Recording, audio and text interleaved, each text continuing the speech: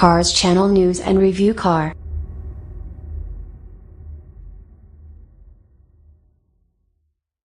Is Ford cooking up a more hardcore GT competition series? The new Ford GT is barely here, and already we're hearing whispers that there could be another version in the pipeline. As Autoblog has discovered, there is some interesting wording in the owner's manual for the 647 horsepower supercar.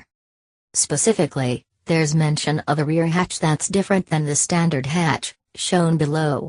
That doesn't sound like much on its face, but dig deeper into the wording and illustrations and a hardcore, lightweight picture begins to appear. The owner's manual makes mention of a version of the GT called the Competition Series. There's no rear hatch release on the key fob for this model, as it apparently has a different hatch cover that needs to be manually unlocked. According to the diagram in the owner's manual, the rear hatch on the Competition Series uses arrow catch-style hood pins that need to be unlocked by hand. The hatch on the Competition Series also doesn't use struts to keep it up, like on the standard model, so a prop rod is required. The reason you'd run a piece of kit like that? Added lightness, my friends. As Autoblog points out, these hood latches don't match the ones used on the GT race car. So there's no crossover of owner's manual material there. In other words, this could be for a street car that hasn't been outed yet. Land Rover is filling the gap between its Range Rover Evoque and Range Rover Sport with a new model called the Range Rover Velar. The first photo was released today and reveals what looks to be a stylish and sophisticated design. We wish we could say the same about the new supercar from Middle Design's recently established road car division.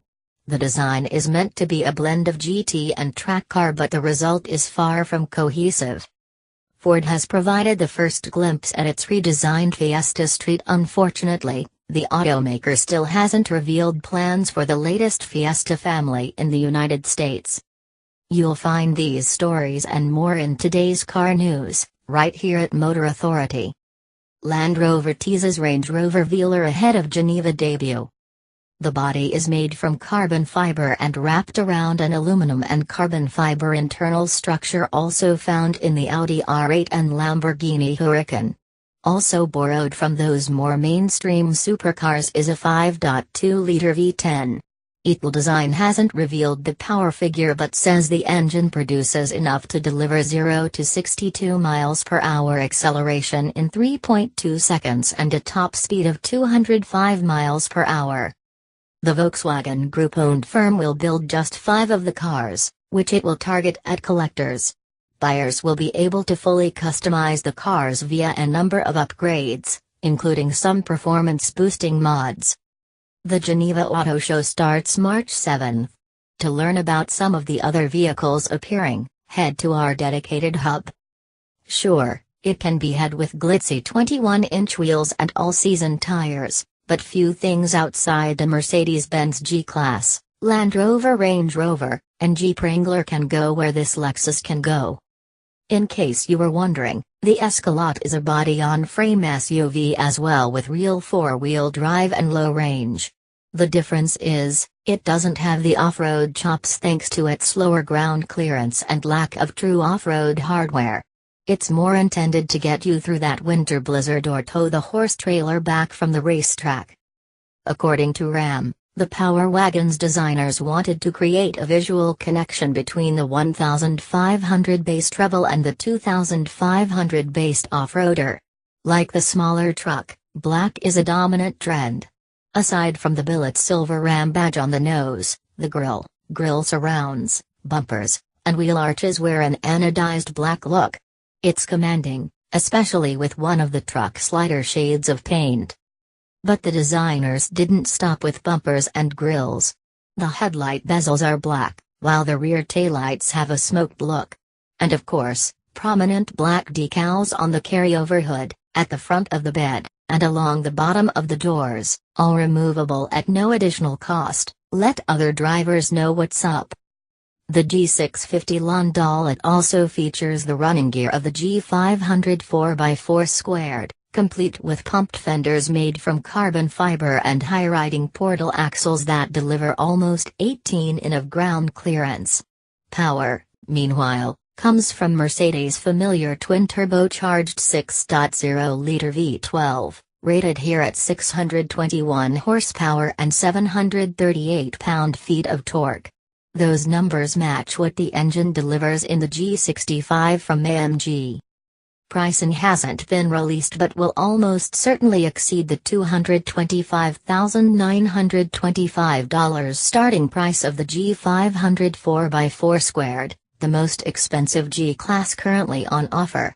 And just 99 examples will be built, with deliveries to commence in the fall. Mercedes-Maybach has its first SUV. The vehicle is the new G650 Landaulet, which adds an open-top body and S-Class seats to the G500 4x4 squared platform. A prototype for Nissan's next-generation Leaf has been spotted. The original was a pioneer when it came to mainstream electrics, but the redesigned model will have some tough competition in the form of the Chevrolet Bolt EV and Tesla Model 3. As for the styling, Audi's Prologue concept unveiled at the 2014 Los Angeles Auto Show points the way. The wide, imposing grille and strong creases are lifted straight from the concept, as are the geometrically shaped headlights. The base engine should be a turbocharged 2.0-liter inline-4 delivering 252 horsepower. Above this will likely be a turbocharged V6, and as mentioned earlier, we should also see a plug-in hybrid option. The latter will feature Audi's e-tron badge. Note, the current A6 has a plug-in hybrid option, though only in China. It combines an inline-4 with an electric motor integrated with the transmission and delivers a peak 245 horsepower. Body styles for the A6 will once again include the standard sedan you see here, as well as a long wheelbase variant for China. On top of this, there will also be an Avant wagon and Allroad soft-rotor wagon. We're also expecting the latest in self-driving technology. Audi is promising Level 3 self-driving capability for its upcoming cars.